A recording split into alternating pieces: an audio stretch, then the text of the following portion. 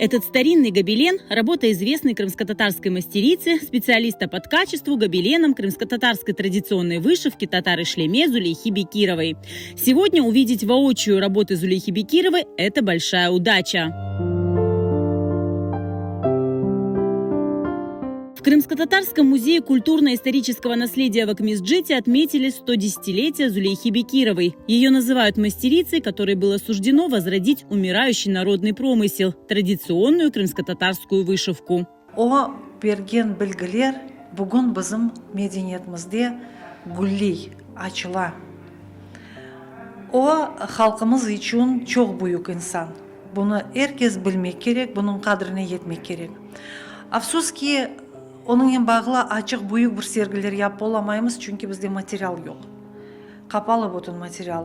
Lakin olğan şeylerге көре, olğan çaremizге көре biz bu insanı anamız. Первые навыки ремесла Зулейхе привили мама и бабушка, а после ее наставницей стала тетя, известная мастерица Адавие Эфендиева. Зулейха Бекирова мечтала и жила идеей передать приобретенные знания своему народу, и этой мечте суждено было сбыться. В 1990 году в Крыму Зулейха Ханым обучила группу девушек искусству национальной вышивки. Одна из них – известная ныне мастерица Эльвира Османова.